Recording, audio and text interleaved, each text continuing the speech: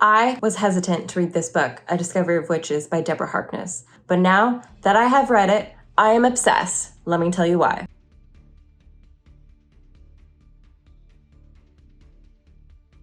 I put precisely half a teaspoon of sugar and a half a cup of milk into my tea. This was just how I liked it. Black as tar, a hint of sugar to cut the edge off of the bitterness, then enough milk to make it look less like the stew. I stirred the concoction clockwise. As soon as the experience told me it wouldn't burn my tongue, I took a sip. Perfect. The vampire was smiling. "What?" I asked. I've never seen anyone approach tea with that much attentiveness to detail. Okay, there's a lot of reasons, and it's a little overwhelming. So I'm gonna try to pace myself. Let's do this. First of all, one of the things that I love about this book that I didn't know I was gonna love is all of the dark academia vibes in this book.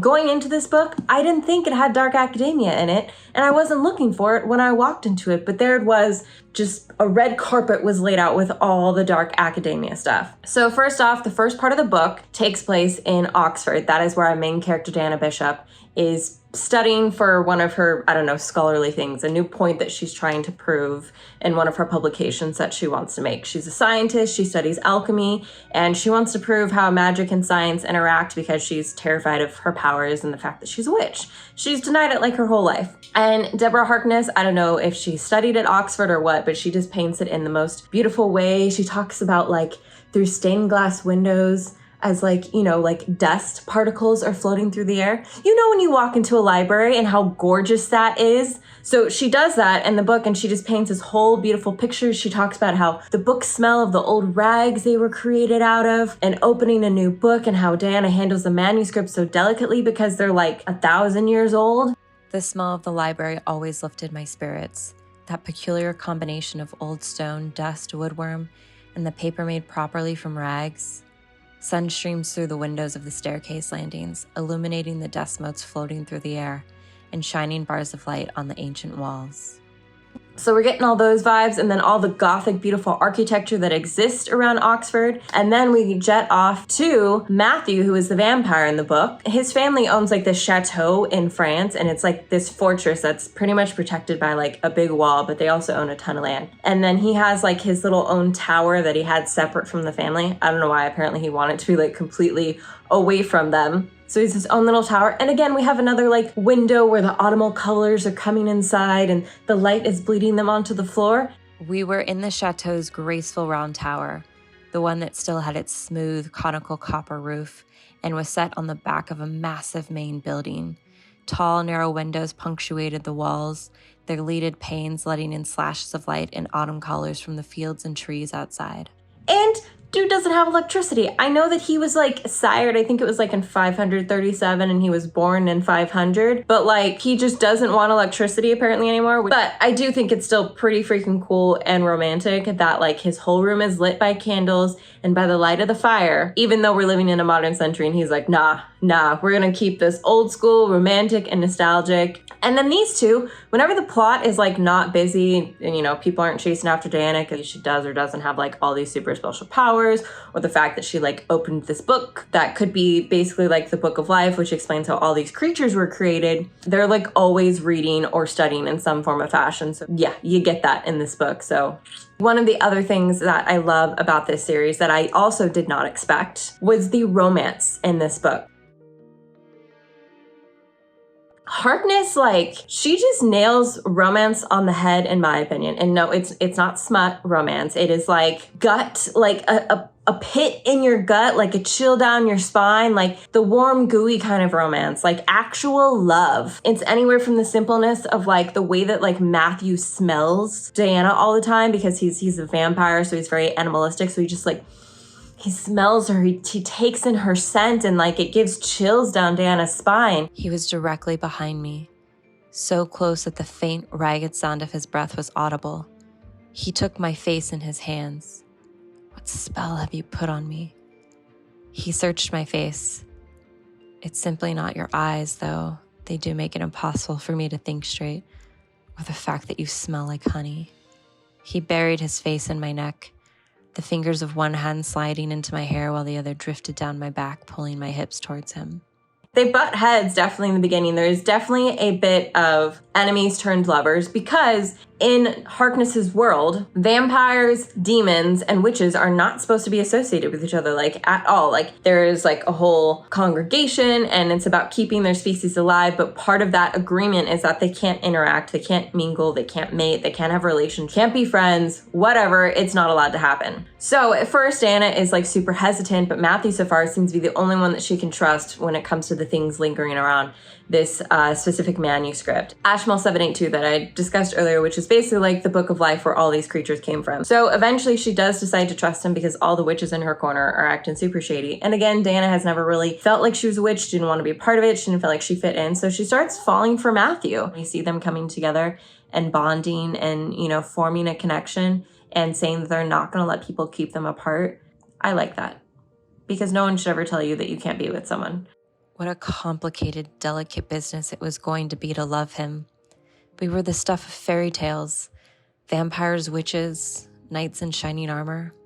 So Matthew and Diana are definitely very different. Obviously, Matthew was born in 500. He's a vampire. He's been around forever. So he behaves a lot differently. He's much more old school. He believes that men are kind of in charge. And that also comes from like the fact that Harkness describes vampires being very much like wolves. So they have this very pack mentality and they're in charge. And Diana's like, I can take care of myself. You know, I may not know how to use my powers, but I'm not afraid of these people and how they're trying to come after me and mess with me. And eventually there is like a big attack that happens to Diana and it's really scary. And she like kind of almost dies. But luckily Matthew gets to her on time and he goes, look, Diana, he calls her like La Leon. He says, you are my lion. You are brave. You are strong. But please, please let me protect you sometimes, especially because he's basically immortal. Like it's a very complicated way to kill a vampire. So he can take a lot more heat than she can. But then there's later on another fight that happens where she ends up protecting him because she's figuring out her powers more. So I feel like these two characters, they're both very strong-headed. They're both fearless, but they eventually find this groove with each other. And it is through their love that they find this groove and they forgive each other for a lot of their shortcomings and their faults. And kiss me, he commanded.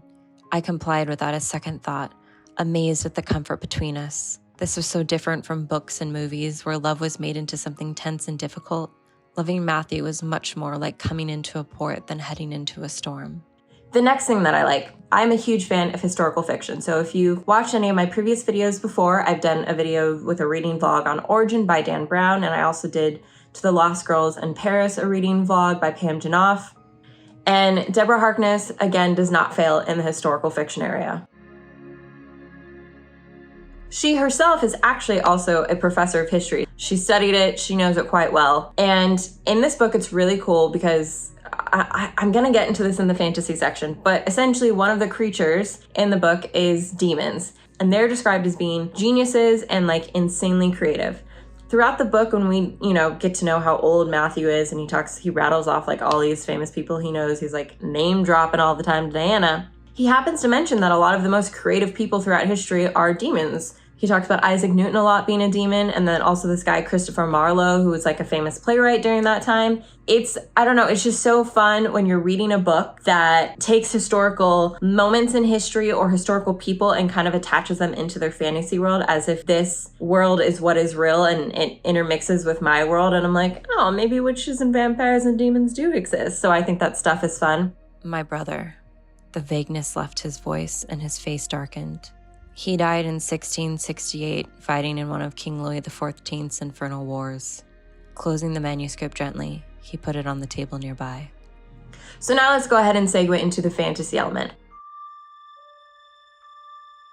The witches in this book I really enjoy because her witches fall into two categories. You either have a witch who is more sorcery based, which is like her aunt's wife in the book. She's like a seer. She gets like visions and she can see into the future, but she struggles at casting spells. But yet her aunt Sarah is really good at casting spells. Like she has her grimoire, which is kind of like a passed down spell book throughout the family. And there's all these spells in there, like stuff how to light a candle or just to do simple things like around the house.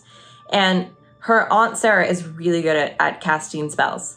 However, Diana, she is more like her aunt's wife, or she's just like innately good at doing magic. It's just like in her body. And we discover that she actually struggles with doing spell work, which is kind of what leads into the whole second book of the series, which is really cool. So I think that's fun, especially because I'm a nerd and I play D&D, and we have sorcerers and wizards, which essentially in Dungeons & Dragons, wizards have to learn their spells versus sorcerers. It's like innately been passed through like some sort of bloodline, or it's been kind of given to them through a curse. And I just think that's really fun to play with in your fantasy world, that you have your witches have sort of both elements, and it just depends on how they're born and how the magic floods through them. Second, vampires. From what I do know about my very basic 101 on vampires, I feel that all the questions I've ever had about them, whether or not it's your lore or someone else's, Deborah Harkness does a really good job of, again, going into great depth about who her vampires are, why they behave the way they behave,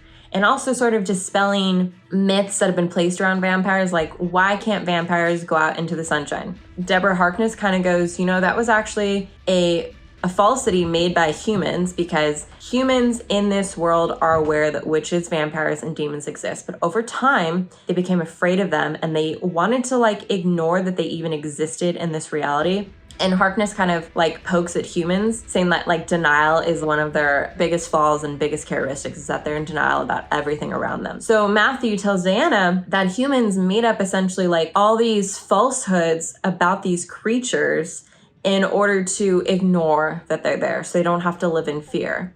And one of those things was essentially saying that vampires can't go out into the sunlight. And it was a way of oh, well, they're just gonna come out at night and they're monsters and I can ignore them. She also, again, goes into great detail about how vampires are like wolves, even to the point that she discovers that Matthew has done endless studies about wolves that even lived with them at a certain point, because he wanted to understand himself more.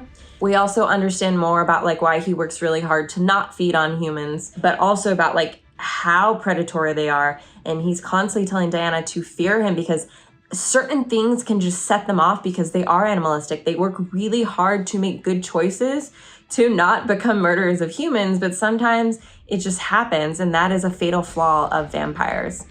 In the background, Marcus was telling Sarah that if she approached me, his father would likely rip her head off. It's a vampire thing, Marcus said soothingly.